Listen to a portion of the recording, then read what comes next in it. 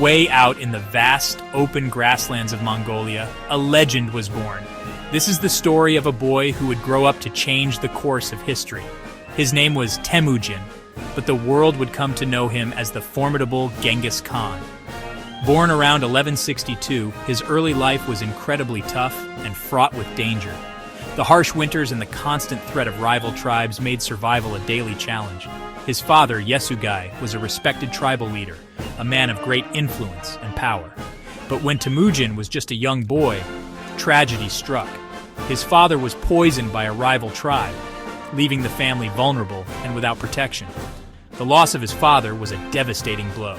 Temüjin and his family were left to fend for themselves in a world that was unforgiving and brutal. Temüjin, his mother, and his siblings faced immense hardships. They were abandoned by their own tribe and had to struggle to survive in the harsh wilderness. They foraged for food and struggled to build fires to keep warm. Every day was a fight for survival. Temüjin witnessed firsthand the brutality of tribal warfare and the treachery that came with it. He saw how alliances could be broken and how betrayal was a common occurrence, but these harsh experiences only made him stronger and more determined. He trained hard, learning to use a bow and arrow with precision and skill. He also learned the importance of strategy and planning. He knew that to survive, he had to be both clever and tough. Loyalty became a cornerstone of his character. He understood that building strong, loyal relationships was key to overcoming adversity. Even as a young man, Temüjin showed remarkable leadership qualities. He could inspire and lead others, earning their trust and respect. He was not only a skilled fighter, but also a charismatic leader. People were naturally drawn to his vision and strength. Temüjin had a grand vision: to unite all the Mongol tribes under one banner. He believed that unity was the key to creating a powerful and unstoppable force. He dreamed of a united Mongol empire, one that could conquer and rule vast territories. And with determination and strategic brilliance, he set out to make that dream a reality. The Mongol tribes were all spread out and always fighting each other. Temüjin started making friends. He used his smooth talking to make peace treaties. He made these friendships stronger by arranging marriages. He also showed everyone he was a brave warrior. One by one, Temüjin beat his enemies. His wins made lots of Mongol warriors respect him. They joined his side, drawn to his strength and his big dreams. He promised them a better life, a life together and with more stuff. In 1206, all the Mongol leaders had a big meeting. They agreed that Temüjin was their top boss. They gave him the title Genghis Khan, which means something like ruler of everything. This was the start of the Mongol Empire.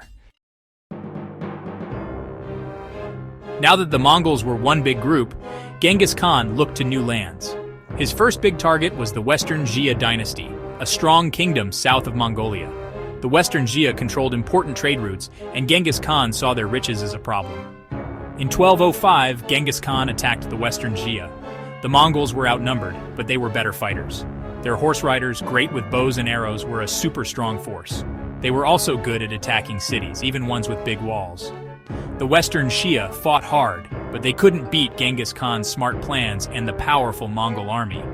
After fighting for a few years, the Western Jia gave up in 1210. This win made the Mongol Empire's southern border safe and let them grow beyond the grasslands. Part 4. The Jin Dynasty Falls. This is the story of how one of the most powerful dynasties in ancient China met its end. After beating the Western Jia, Genghis Khan set his sights on the Jin dynasty. He was determined to expand his empire and saw the Jin as a major obstacle. The Jin ruled northern China and were a big threat to the Mongol Empire. Their control over the region made them a formidable opponent. They were rich and powerful, with vast resources and a strong military. But Genghis Khan was relentless in his pursuit of victory. The Mongols invaded Jin territory in 1211. Their invasion was swift and brutal, catching the Jin off guard. Their armies went all over northern China, taking over cities and towns. The Mongols' strategy was to overwhelm their enemies with speed and ferocity.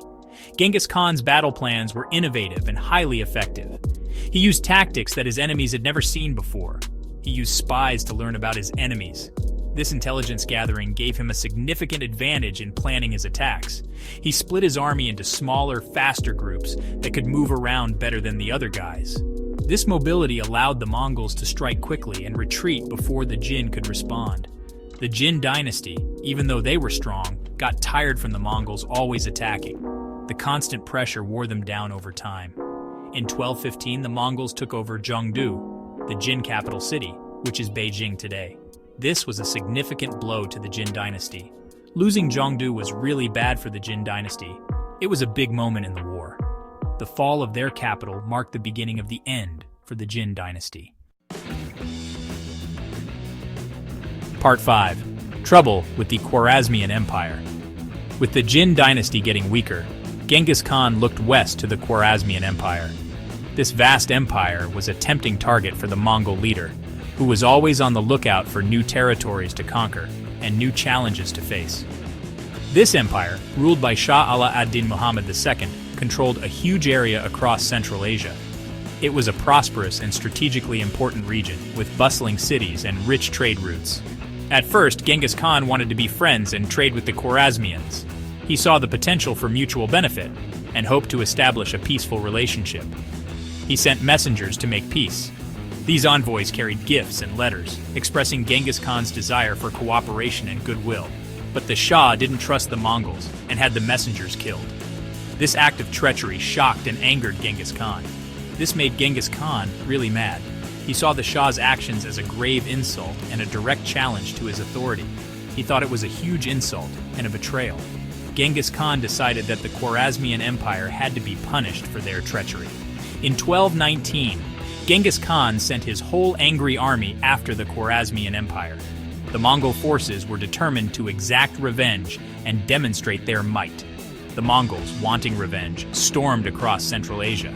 They attacked with ferocity, using their superior tactics and military prowess to overwhelm the Khwarezmian defenses. They took over cities like Samarkand and Bukhara, which were famous for being beautiful and full of smart people. These cities, once centers of culture and learning, fell to the relentless Mongol onslaught. The Khwarezmian Empire, once super powerful, fell apart because of the Mongols.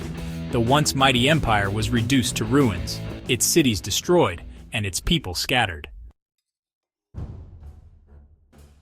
Part 6. Genghis Khan's Legacy. Genghis Khan died in 1227, but his empire kept growing thanks to the people who ruled after him. When he died, the Mongol Empire stretched from the Pacific Ocean in the east all the way to Eastern Europe in the west. It was the biggest connected land empire ever. Genghis Khan is remembered in many ways. He was a